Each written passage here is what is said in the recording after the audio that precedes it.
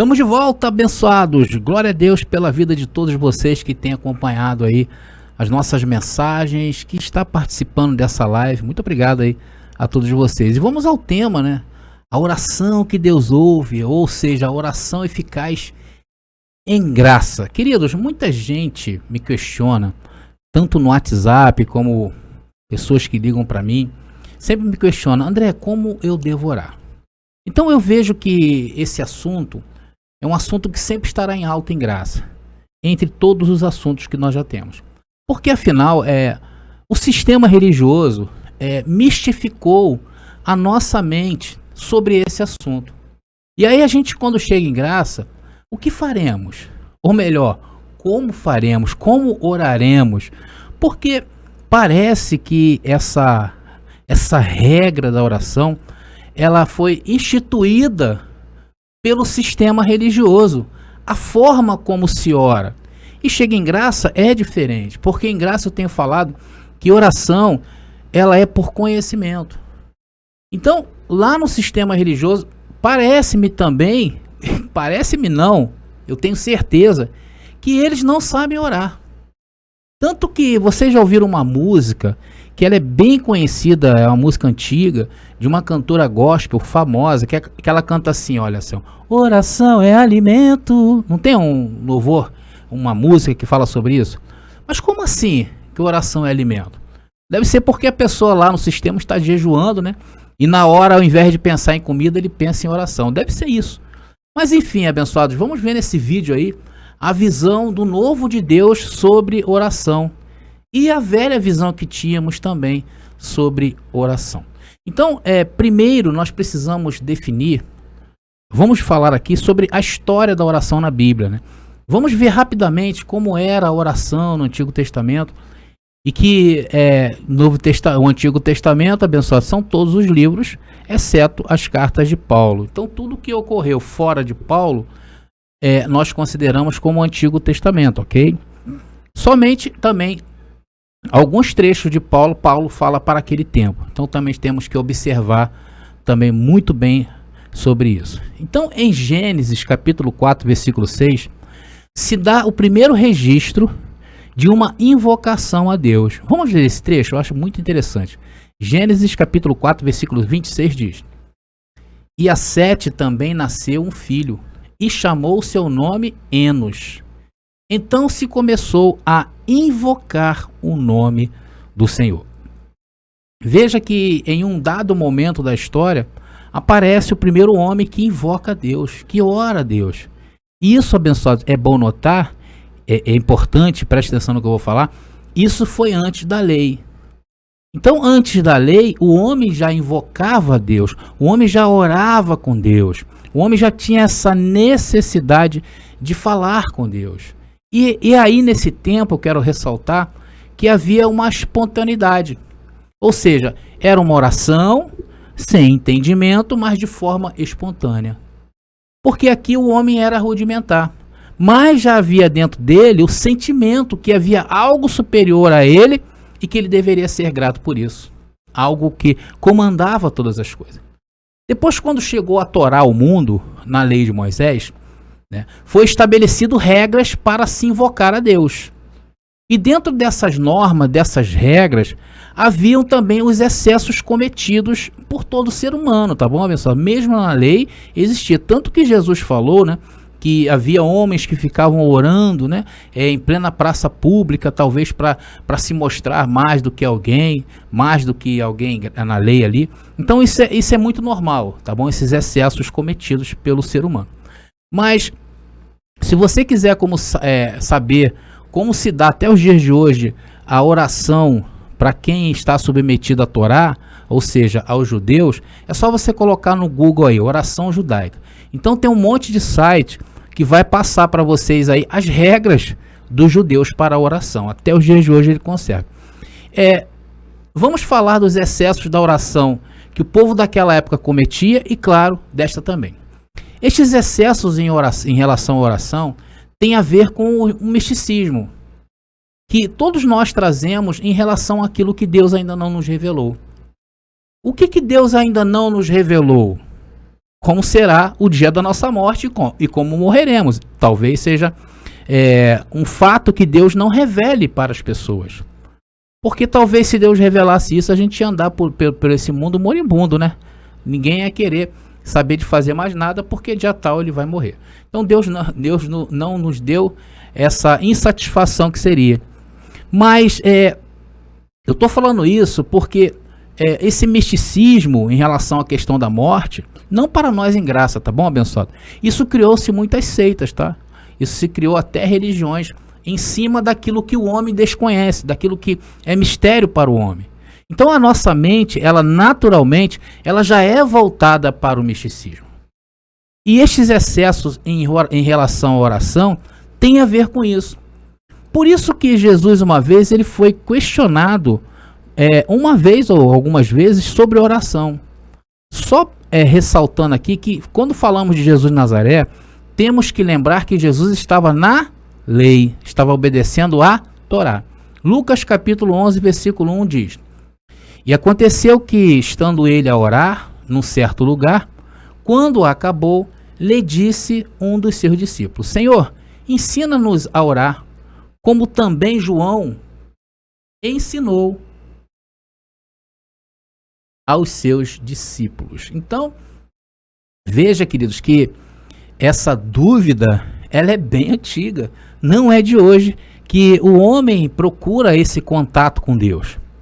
E como Jesus, naquela época, era o mestre para os discípulos, para aqueles que o seguiam, então estes lá desejavam saber como orar. Aí Jesus ensinou a oração do Pai Nosso. Só que essa oração, ela foi mistificada, que até hoje no sistema se pratica a oração do Pai Nosso. E se vocês fizerem uma análise mais profunda nessa oração do Pai Nosso, Jesus falava em um tempo para aquela geração. Tanto que essa oração não apareceu mais em nenhum local da Bíblia. Nem os discípulos que ouviram praticaram ela, a não ser o sistema religioso que colocou como regra, né? Em algumas denominações é quase que obrigatório fazer esse tipo de reza, a reza do Pai Nosso. Depois, avançando um pouquinho mais no tempo, em Atos, vemos algumas manifestações de oração, tá? Ali no tempo dos discípulos, do apóstolo Paulo. Paulo também diz da importância da oração, porém ele nos coloca, parece que ele nos coloca com uma carga bem pior do que os judeus, né? Por quê? Porque lá em 1 Tessalonicenses, capítulo 5, versículo 17, diz assim, olha, orai sem cessar. Ora, se os judeus naquela época oravam 5 vezes ao dia e como hoje também, e agora vem Paulo e diz que temos que orar o tempo todo. E o tempo todo de Paulo aí, abençoado, seria tempos eternos, porque seria sem fim. Não é isso? Mas será que Paulo estava falando aqui da oração como hoje é desenvolvida em graça? O Espírito, será que Paulo estava recebendo algo de Jesus para falar para nós nos dias de hoje? E como fazer isso o tempo todo, André? Bom, abençoados, Paulo aqui não está, vamos tirar a carga de cima do pessoal, né? Paulo não está aqui se referindo a uma oração de regras, né? E achamos essa resposta no contexto da passagem. Veja, 1 Tessalonicenses capítulo 5, versículo 1 e 2, que é o contexto de 1 Tessalonicenses 5,17. E diz: Mas irmãos, acerca dos tempos e das estações, não necessitais de que se vos escreva, porque vós mesmos sabeis muito bem que o dia do Senhor virá como um ladrão na noite. Esse é o contexto. Então qual era o contexto de orar sem cessar? Qual era a necessidade de estar ali orando ao Senhor sem pestanejar, vamos dizer assim? Era porque aquele povo, queridos, eles iriam passar por provações difíceis. E mais tarde vocês sabem da história que fala da destruição daquele mundo, né, regido pela lei de Torá, da lei da Torá, no ano 70 depois de Cristo. Então Paulo, ele estava orientando para aqueles dias terríveis, dias de dificuldade, grande tribulação, né? Tantas coisas que aconteceram de ruim ali. Qualquer dia eu vou trazer um relato histórico do que aconteceu ali. Abençoado, vocês vão ficar de Cabelo em pé e boca aberta. Se prepare. Inclusive, abençoados, desde Mateus até Apocalipse, todo o tempo estava voltado para aqueles dias e não para estes dias. Por isso que Paulo não só falou para que o povo não parasse de orar, como falou também de outras coisas. Vamos ver umas outras coisas que é interessante que Paulo falava para aquele tempo, né? E que também a gente pode tirar lições para hoje. Por que não? Só não pode a gente colocar cargas nossas costas que nós não poderemos levar. Nós não podemos fazer isso, tá? Vamos lá em 1 Tessalonicenses, capítulo 5, versículo 14 e 15, que diz: Rogamo-vos também, irmãos, que admoesteis os desordeiros, conselheis os de pouco ânimo, sustenteis os fracos e sejais pacientes para com todos. Vede que ninguém dê a outrem mal por mal, mas segui sempre o bem, tanto uns para com os outros, como para com todos. Versículo 16 ao versículo 22. Regozijai-vos sempre. Aí Paulo começa: orai sem cessar. Em tudo dai graças, porque essa é a vontade de Deus em Cristo Jesus para convosco. Então Paulo estava preparando o povo para aquela situação que eles iriam passar. E diz: não extingais o espírito, não desprezeis as profecias, examinai tudo, retende o bem, abstende-vos, difícil a palavra, hein? Abstende-vos de toda a aparência do mal. Vocês estão observando, abençoado, que tudo tem um contexto? Estão observando isso? E o contexto te acalma, meu irmão. Te acalma? A mim me acalma. Glória a Deus pelo contexto, porque o contexto, muita gente se falou muito sobre o contexto, mas ninguém trazia luz ao contexto. E quando nós lemos passagens significativas como essa, então a gente se acalma, porque há um contexto. Agora, você pode tirar coisas daí? Claro que você pode, sem colocar fardos nas suas costas. E você vai entender por que você não pode colocar fardo. Então, você pode até me questionar assim, né?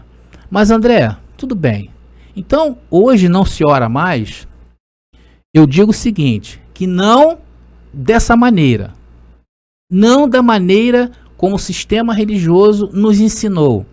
Não de forma mística. Vocês vão me entender. Aí então como fazemos para orar em graça?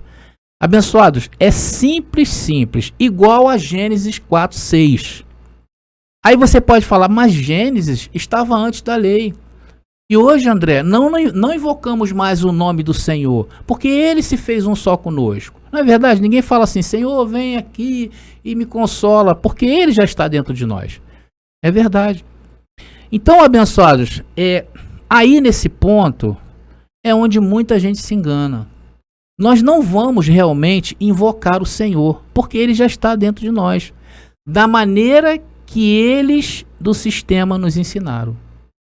Você sabe como hoje invocamos ao Senhor? Na nossa mente. E não é também de qualquer maneira. É da maneira que a graça exige. E você sabe qual é a maneira que a graça exige, meu irmão? Ela é através do conhecimento. Não existe mais nenhuma outra atitude que você possa ter com Deus, a não ser através daquilo que Ele te ensinou. Você está entendendo? Tem um versículo que eu acho fundamental para que nós entendamos o que é o Evangelho do Reino. Veja o que Paulo disse em Romanos capítulo 12. Romanos capítulo 12, versículo 2. Eu vou começar pelo final do versículo, pela parte B do versículo, para dar mais luz a isso que eu quero falar para vocês. E diz assim, olha, para que experimenteis qual seja a boa, agradável e perfeita vontade de Deus. Então vocês vejam que nessa parte do verso, Paulo nos diz que há uma forma de experimentar qual seja a boa, agradável e perfeita vontade de Deus. E sabe como se atinge isso, abençoados? Aí eu vou para a parte A do versículo, que diz: e não sede conformados com este mundo, mas sede transformados pela renovação do vosso entendimento. Vocês estão vendo como é que é pela mente? Pelo que, Paulo? Pela renovação da mente. E como se renova a mente, Paulo? Vem aqui e nos ensina. Não sendo conformado com este mundo. Aqui entra a oração. E eu vou explicar para vocês. Agora, antes você precisa entender que aquela maneira que você pensava que se comunicava com Deus no sistema religioso, a bem da verdade você não se comunicava, você estava errado. Não há hoje como você ter comunhão com Deus a não ser por conhecimento. Por isso que falamos que os abençoados que ainda estão dados a obras da carne, nós dizemos que eles estão em condenação. Então, logo você não pode trazer aquele entendimento lá do sistema religioso para a graça. Isso não é renovar a mente, amigos. Isso é pôr a nova mentalidade que a graça nos traz e levar ela cativa àquela mente escrava que nós tínhamos. É o contrário. Muita gente chega em graça e se baseia no passado, naquilo que aprendeu, e traz essa mentalidade e quer submeter a graça a isso. Só que isso é ao contrário. Nós temos que pegar as dúvidas que surgem depois que nos foi revelado a graça e levar cativo a obediência a Cristo, para que você possa começar a caminhar em graça. Porque se cada dúvida que você tiver na tua mente, você fizer ao contrário, levar a mente que agora está livre do sistema religioso, submeter ao velho conhecimento, veja o que Cristo diz. 2 Coríntios capítulo 10, versículo 5, que é uma ordem para nós. Está lá escrito: destruindo os conselhos e toda a altivez, e se levanta contra o conhecimento de Deus. O que é os conselhos e altivez que se levanta contra o conhecimento de Deus, mesmo em graça? Aquilo que a gente aprendeu no sistema religioso e que insiste em bater na nossa vida, na nossa porta. E muitas das vezes a gente dá a brecha, a gente abre a porta para que aquele conhecimento antigo nos contamine hoje. Olha só, que impressionante. Então, tudo isso que aconteceu conosco no sistema religioso, o misticismo que se gerou em torno desta doutrina e de outras, né? Como nos ensinaram assim, é assim, irmão, hora de madrugada que a fila é menor. Já ouviram isso? Ora com a boca no pó, porque Deus Deus exalta os humilhados. Olha, o abençoado metia a boca no pó ali, passou a barata, passou a lacraia. E o abençoado tá lá. Tem alguns até que ajoelham em caroço de milho. Dizem que a oração de joelho, eles falam que é um ato de submissão. Abençoado, isso já foi um dia lá na lei, onde Deus aceitava o sacrifício para se obter alguma coisa. Só que hoje Deus não precisa que você dobre essa carne contaminada. Muito pelo contrário, ela é inimiga de Deus. Hoje nós dobramos a nossa mente. E olha, abençoados, dobrar a mente é muito mais difícil do que dobrar o corpo. Com o corpo é fácil, não é verdade? Até o cachorro entra na igreja porque a porta está aberta, é fácil. Vocês estão entendendo onde eu quero chegar? Lembra que Jesus de Nazaré veio mostrar, enquanto ele esteve aqui como homem? Ele veio mostrar que a essência de Deus é o amor. O amor é superior a qualquer lei. O amor é superior a qualquer pacto. O amar ao próximo é o fim de qualquer preceito, queridos.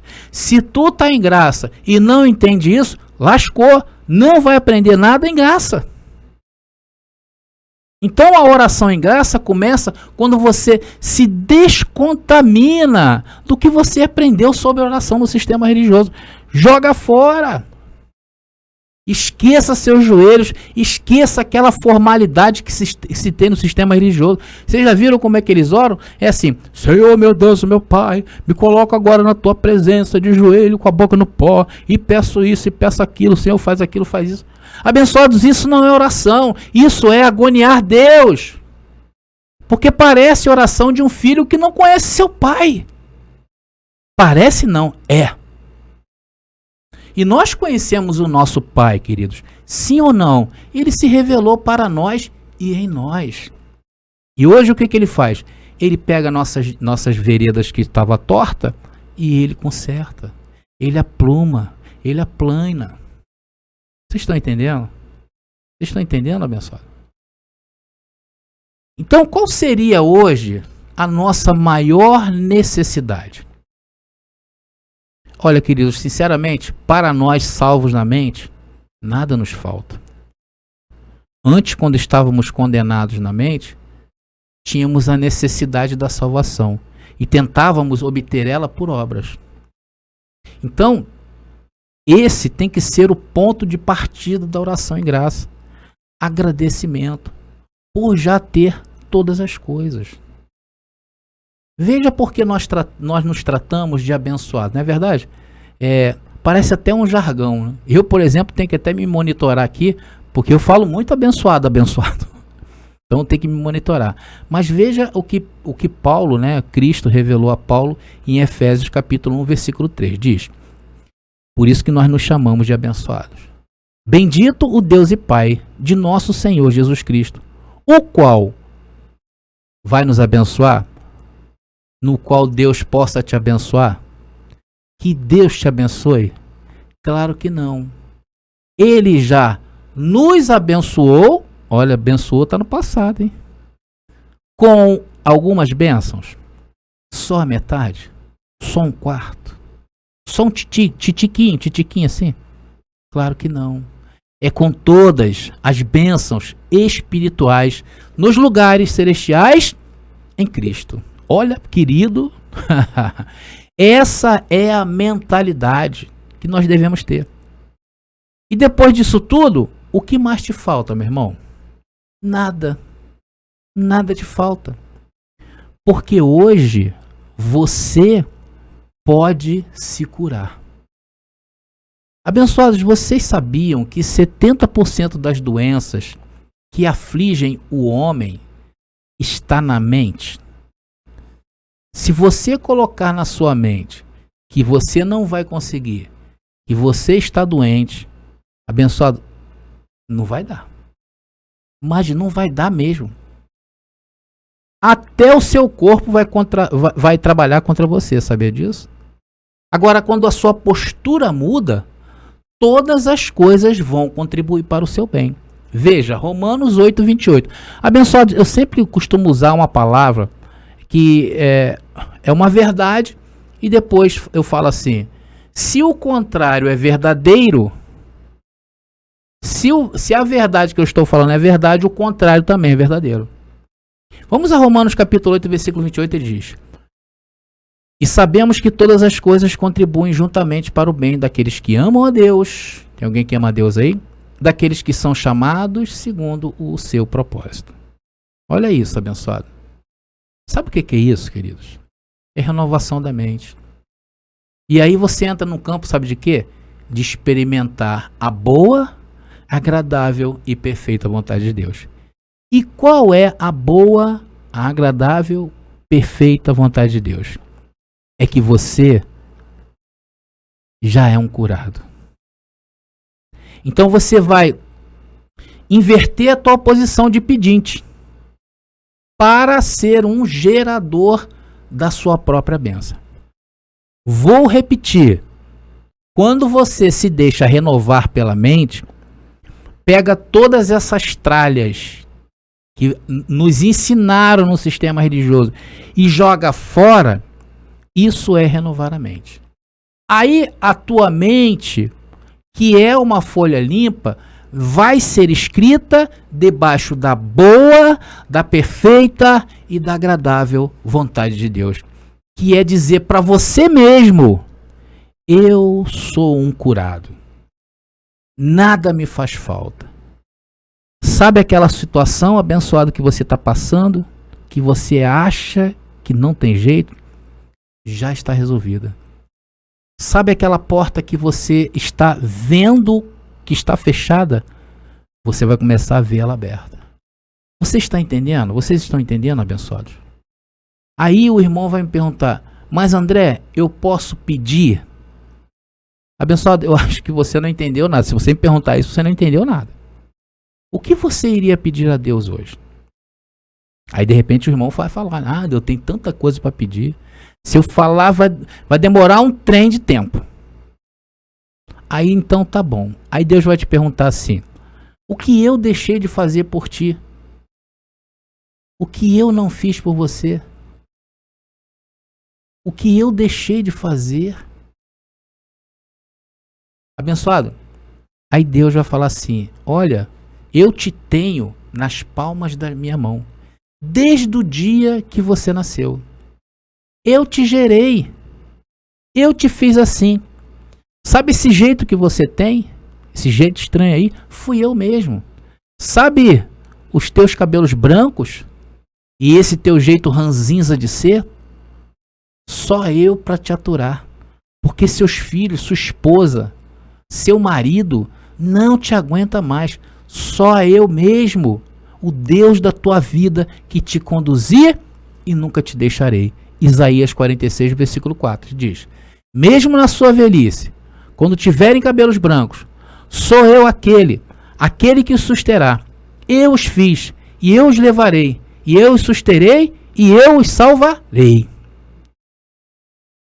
Olha aí, abençoado, vocês estão vendo? Quer mais bênção que isso? Podemos aplaudir o Senhor? Abençoados, por isso que eu falo que todo aquele modelito que nos ensinaram no sistema religioso não vale mais em graça. Em graça, você tem que confessar segundo o entendimento que Deus está te dando. E dizer assim: a partir de hoje, diga assim, você tem que inverter a sua posição de pedinte para abençoador da sua própria vida. Vou repetir. Você tem que inverter a sua posição de pedinte para ser um abençoador da sua própria vida. Então, ao invés de pedir, você já vai agradecer por ter todas as coisas. Nada me falta. Ainda que você não veja, queridos. Isso é importante, porque tem gente que é igual a Tomé, só acredita vendo. Mas em graça, abençoado, nós nos jogamos nos braços de Deus. Abandonamos o pastor, abandonamos a denominação, abandonamos os velhos hábitos e costumes, abandonamos a mocidade, abandonamos o grupo de irmãos, abandonamos tudo e nos agarramos a uma voz. Pessoas com 5, 10, 15, 20, 25 anos de cristianismo, de religião, de religiosidade, ouviu uma voz e se agarrou a essa voz. Isso é fé, abençoado. Lembra de Abraão? Abençoado, Abraão nunca ouviu falar de Deus, mas quando ouviu a sua voz, reconheceu a voz do Pai. Então a graça é para os que são da fé. E andamos em obras preparadas por Deus para andarmos nela. Então, abençoado, se Deus preparou essas obras para você andar, tudo está bem. Vocês estão entendendo? Então, queridos, eu chego à seguinte conclusão nessa mensagem: que Deus não precisa do seu joelho, do nosso joelho, que Deus não precisa de um monte de pedidos de necessidade, porque Ele já sabe. Você tem que saber, abençoado, que em graça você é o maior causador de bênção que já existiu na face da terra. As bênçãos te acompanham, as bênçãos que tem que ir atrás de você. Abençoado, você é um fenômeno. Você ouviu uma voz e seguiu essa voz. Você pegou todo o tradicionalismo do sistema e jogou no lixo. E agora está crescendo em graça. Está abandonando os velhos hábitos de criança. Está começando a amadurecer um relacionamento sério com seu pai. Um relacionamento maduro. E quanto mais você se deixar descontaminar, mais puro você vai ficando na mente. É igual ouro. Mais vai conhecendo a sua posição na eternidade. Vocês estão entendendo, queridos? E aí, queridos, sabe o que vai acontecer? Dependendo do teu nível de purificação, tudo que você falar vai acontecer. Porque aquilo que sai da sua boca tem poder. E eu fico por aqui. Graça e paz. E até a próxima mensagem. Graça pura. Congregando em 360 graus.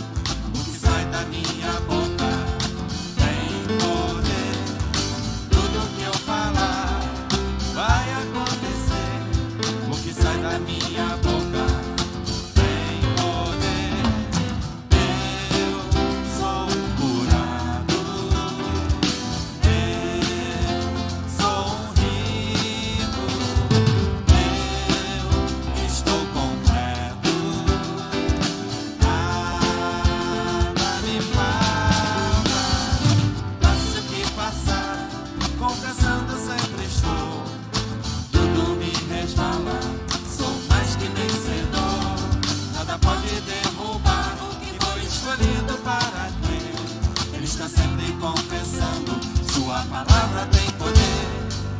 Eu sou curado, eu sou rico, eu estou completo, nada me falta.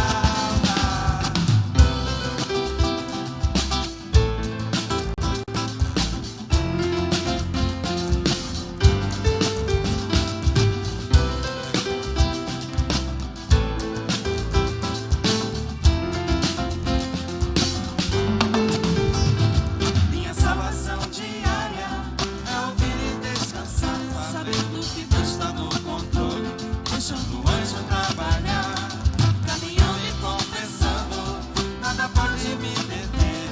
Sou luz nessa terra, minha palavra tem poder. Eu sou curado, eu sou rico, eu estou completo, nada me falta. Eu sou curado, eu sou rico, eu estou completo, nada me falta. Tudo que eu falar vai acontecer, o que sai da minha boca tem poder. Tudo que eu falar vai acontecer, o que sai da minha boca tem poder. Eu sou curado, eu sou rico, eu estou completo, nada me falta.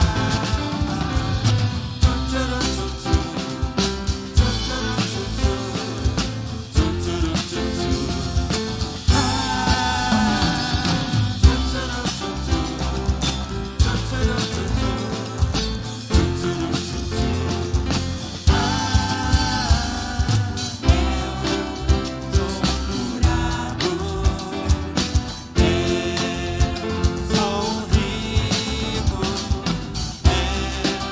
eu estou completo, nada me falta. Eu sou curado, eu sou rico, eu estou completo, nada me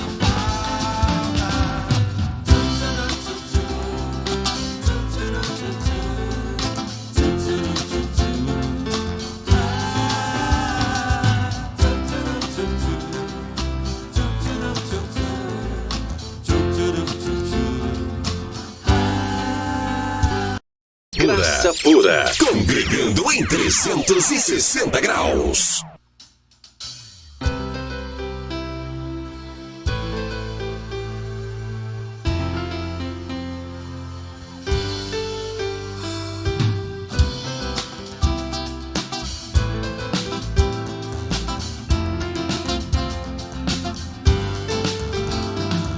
Tudo que eu falar vai acontecer, o que sai da minha boca tem poder. Tudo que eu falar vai acontecer, o que sai da minha boca tem poder. Eu sou curado, eu sou rico, eu estou completo, nada me falta. Passo que passar, confessando sempre estou, tudo me resvala, sou mais que vencedor.